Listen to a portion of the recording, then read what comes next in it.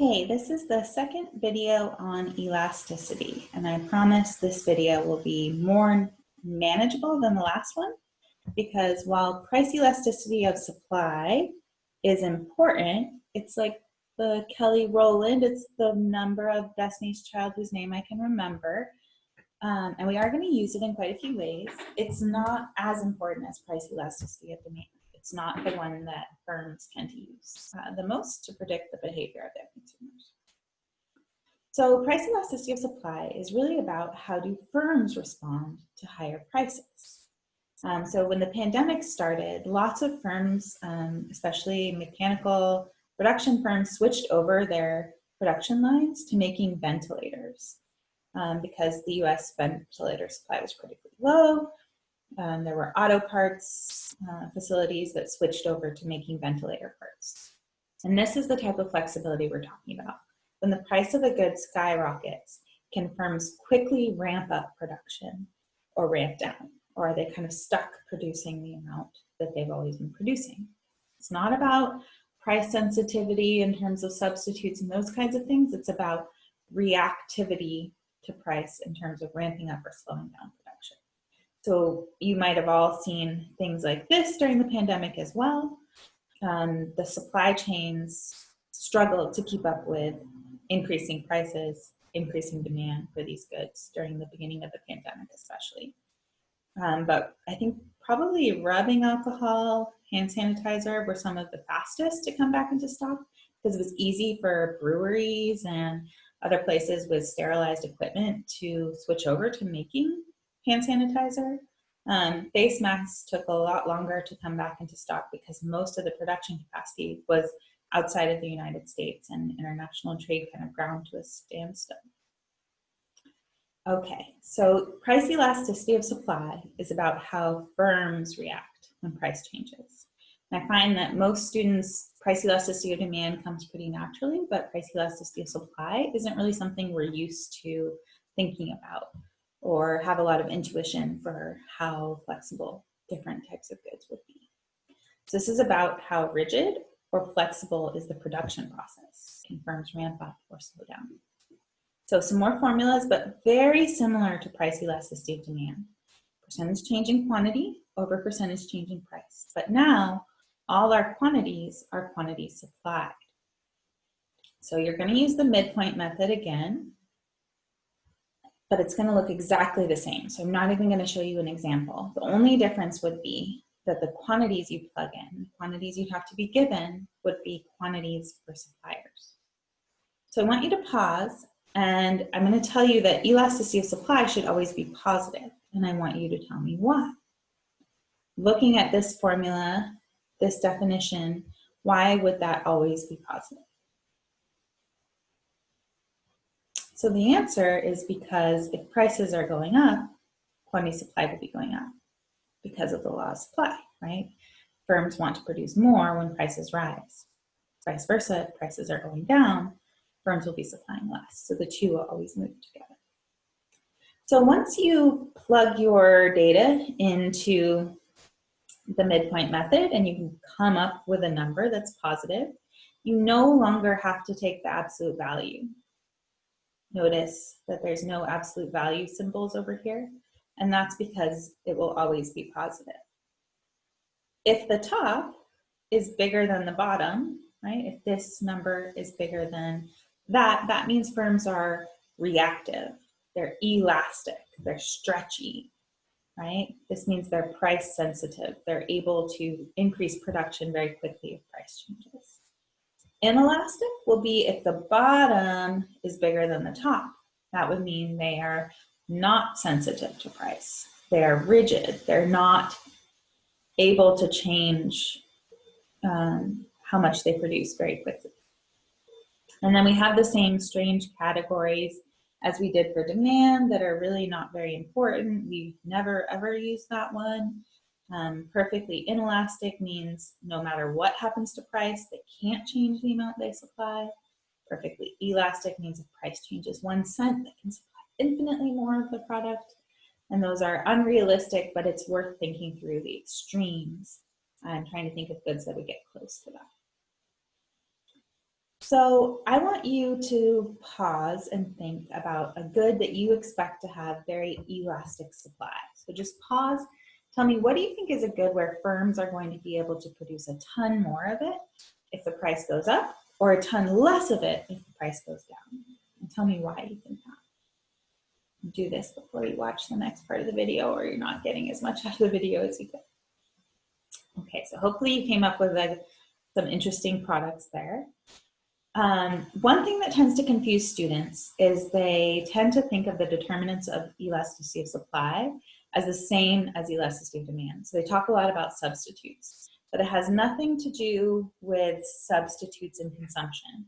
It might have to do with like how many substitute products could a firm switch to making and how easily, which we'll call the flexibility of production. But the first big determinant on the supply side is the availability of inputs, right? So elastic will be when it's really easy to obtain all the inputs. Maybe you're making things with manual labor and it's easy for you to find additional workers. Maybe you're making things like bread and all you need is flour, water, and yeast, and it's pretty easy to get all of those inputs. Maybe you're making something like soda, although we have a national aluminum shortage right now, so maybe that's not a great example because aluminum has been pretty hard to obtain. So they're not making my favorite drink right now, which is Diet Moxie, that sweet name beverage. And then inelastic products would be the opposite, where some inputs are scarce, or maybe all inputs are scarce. So this would be something like, I don't know, a Patriots game ball, right? Tom Brady has only sweated on so many balls, so they're scarce. Or beachfront property. Or a really limited edition lip kit from Kylie Jenner. She's going to only be able to get so much of a certain dye to turn the lip tint that color. Anytime that it's difficult to obtain the input, the suppliers won't be able to react very much. So beachfront property, there's only so much land that touches the sea. Places like Dubai are getting around this by building their own islands. So expanding the supply of beachfront property, but that takes a while and it's kind of difficult. I was on one of the man-made islands in Dubai and it reeked of sewage when I was there because they're having a lot of problems with the infrastructure. So flexibility of production. This is how quickly can you change your production timeline or schedule. So here is where it's very easy to change production. And this is where production is very rigid. So I think of something where it's easy to change production is it's like a factory with multiple lines that can easily be converted between different products. You push a button and it cranks out more light bulbs. One of the few things I found that I can tolerate to watch with my son is a show called How Stuff Is Made. I think that's what it's called. And the light bulb one is weirdly hypnotic, just watching light bulbs come out on assembly lines. But when you have something like an assembly line, and you can push a button and produce more, push a different button and produce less, it's very flexible. It's easy if price changes to change how much you're producing. And this would also be the case if it's easy to use the inputs for other products. So if you're an Etsy seller and you're making bibs or aprons, and then all of a sudden there's a pandemic, if it's really easy for you to use all the fabric you already have, the sewing machine you already have to make masks, you're going to have more elastic supply. If you are a Tesla factory and you're using all these parts to make Teslas, the price of Teslas changes, goes way down, you can't really use the existing Tesla parts you have to make a different type of product. They're really specialized and only good at making the specific model of car you were planning to make. So this is going to be either where the production is like artisanal or where the production schedule and parts are highly specialized. I used to teach lots of Boeing employees when I worked in Seattle. I taught in an MBA program, and Boeing paid for lots of their employees to go there. And they were working on literally 5 to 10 year plans. Like that's how long it takes Boeing to get orders for 747s and plan to have all the pieces ready to have them prepared. So like airlines are making their orders 5 to 10 years in advance. So Boeing, it's very hard for Boeing to adjust and change their quantity if the price of planes changes quickly. So this would be something like those light bulbs I talked about on the assembly line. Be something like, I don't know, mac and cheese. If you're Kraft, you can easily switch over, use all your pasta and simulated cheese product to make Velveeta or to make a different product that uses starch and simulated cheese. This would be something more like a hipster carving spoons, right? The value of the spoon is in how long the person with the mustache is taking to whittle each one by hand. Their production's not very flexible. It's not easy for them to ramp up and down. But it could be the other extreme of like Boeing making 747s. It could also be things that take a long time to mature. So like coffee and vineyards for making grapes, wine grapes. It takes a very long time for those coffee plantations and vineyards to be mature and to be ready to produce. So if the price of coffee doubles, you won't be able to have a bunch of beans ready because it takes a long time for the plant to physically be ready. Hopefully that makes sense. It's a little more complicated for supply than it is for demand, I think. Last one is exactly the same as it was for demand though. Adjustment time. In the long run, just like consumers were more elastic, more reactive, so are firms. And in the short run, they're going to be more inelastic. So for example, if all of a sudden there's more people moving to Waterville and more people coming to visit them, the demand for hotels goes up, the price of hotels goes up, but it takes a very long time to increase your supply of hotel rooms. You have to get more property, you have to build a hotel that people want to stay in, you have to convert it from being a dorm. So hotels in Waterville in 2 years will be much more elastic, much more responsive than hotels in Waterville in 1 month. If demand goes up, there's not going to be very many extra hotels in a month. There'll be a lot more hotel rooms available in 2 years. Make sense? Cool. Okay, so we're also going to be able to graph price elasticity of supply. Let's think of two products that would be elastic and then inelastic. Think about the number of shoes that Nike can make. Their supply is going to be pretty elastic, which means it's going to be flat. Just like for demand, elastic means flat, inelastic means steep. Why do I think Nike's supply is elastic? Because I think they have lots of assembly lines that can be easily converted between making apparel, like joggers and tracksuits, and making shoes. I also think they have lots of inputs readily available. For somebody that is like an artisanal shoe seller on Etsy, or like a sneakerhead that's buying and selling shoes as one specific individual, their supply is going to be more inelastic, more rigid, because there's only one of them. And they're either making the shoes by hand, so it's hard for them to ramp up production and produce a ton more instantaneously if prices rise, or they are buying the shoes and trying to flip them. And again, it's hard for them to find a bunch of extra shoes for cheap if prices rise so that they could resell them. See why like individuals tend to be more rigid compared to large multinational corporations. So let's say that the price of shoes doubles, that it starts at like 150 and it goes up to 300.